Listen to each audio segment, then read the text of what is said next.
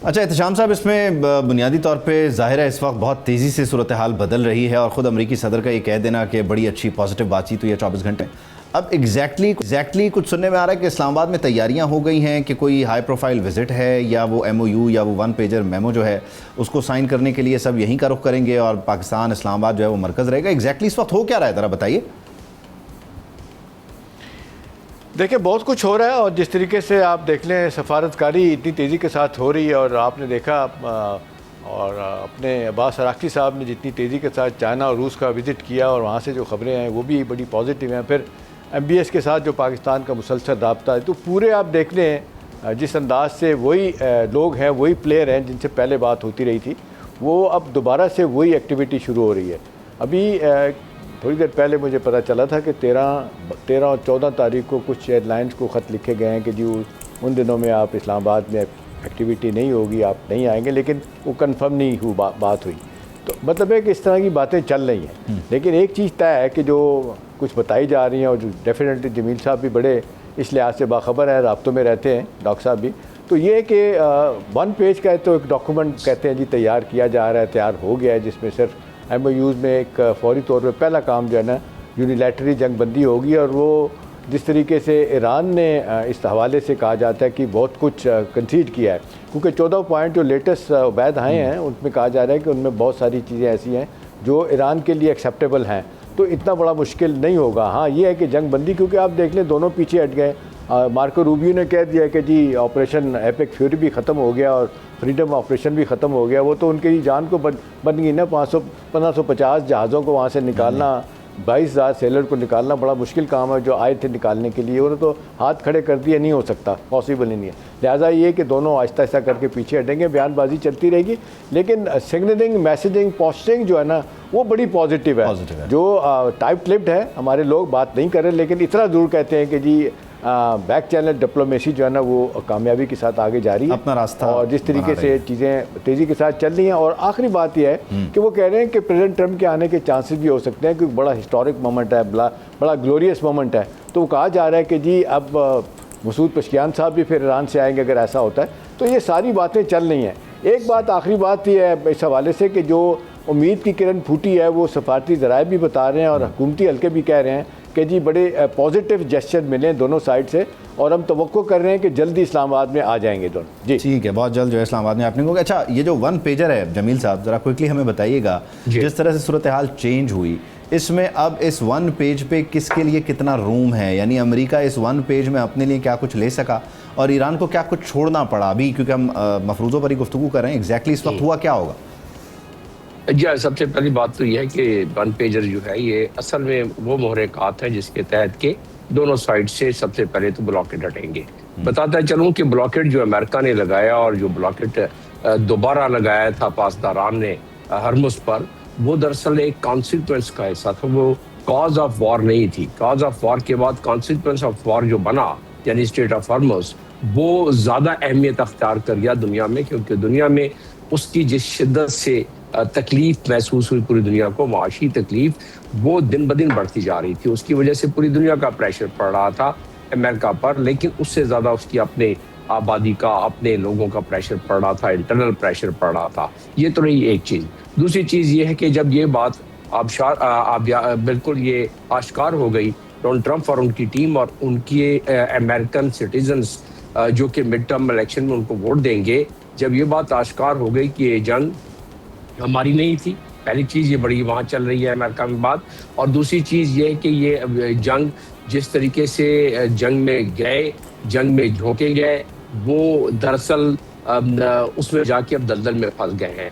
और ये हमें पता है, हम डिस्कस करते रहे हैं, ये ज़रियाओं पर चीज़ें आ चुकी हैं कि जिस अंदाज में फैसला कराया गया, इदारों के जो सरबराहान थे जिसमें डिफेंस के जर्नैल थे, तकरीबन 12 के करीब उनकी डिस्प्लेसमेंट और उनको सैक किया गया है, और टोटल 34 के करीब अकाबरीन हैं जो कि कैबिनेट मेंबर जिसमें शामिल है, उनको हटाया गया है, जिन्होंने एतराज़ात करना शुरू किए थे और जिन्होंने सही रास्ता दिखा।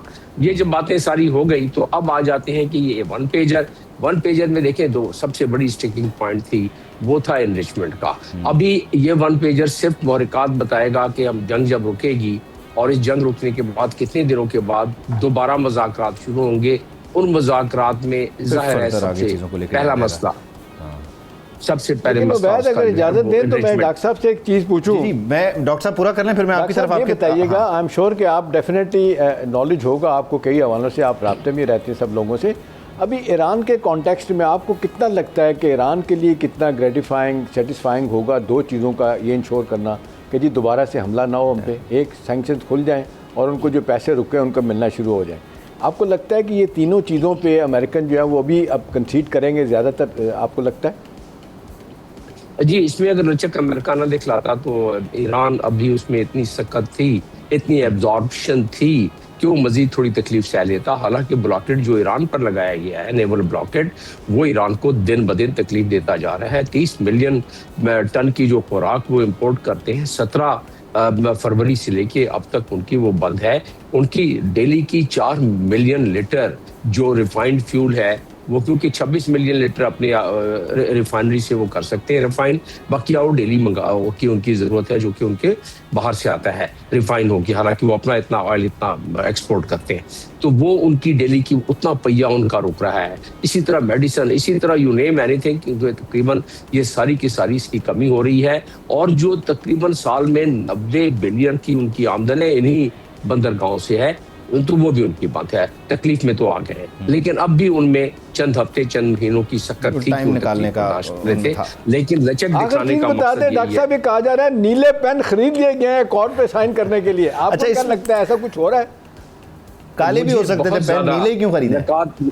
अगर मैं निकात मिलाऊं बहुत सारे पिछले 24 घंटे के, पिछले 48 घंटे के, डोनाल्ड ट्रंप के बयानात के, रूस के विजिट के, चाइना के विजिट के, और इस खिते में जो इस वक्त कलबली मची हुई है खासतौर पे सऊदी अरब के हवाले से, ये तमाम चीज़ों का अगर मैं आयादा करूं तो मुझे नज़र यही आ रहा है कि सब स्याही भी भर ली गई है, सब कलम भी कर लिया गया है, और चाइना जाने से पहले वो इसको सेटल डाउन करना चाहते हैं। अच्छा, इसमें मुझे जमील साहब ये बताइएगा कि बुनियादी तौर पे ठीक है, अभी इब्तदाई तौर पर तो आपने हॉर्मोज खोलेंगे और बाकी मामला लेटर ऑन एक्सप्लेन किए जाएंगे कि किस तरह से उनको करना है, लेकिन जाहिर है आपने हॉर्मोज खोलने तक आने के लिए यूरेनियम को लेकर, क्योंकि न्यूक्लियर वेपन को लेकर अमेरिकी सदर बार बार कहते हैं they can not have it, they won't have it.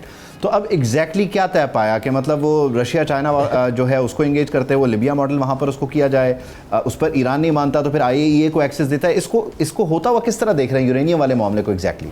देखिए, पहले भी IAEA को दिया हुआ था एक्सेस, ये JCPOA में बिल्कुल हर चीज़ वाज़ेह थी, उसको थोड़ी मॉडिफाई करके दोबारा कर दिया जाएगा नाफिजुल अमल।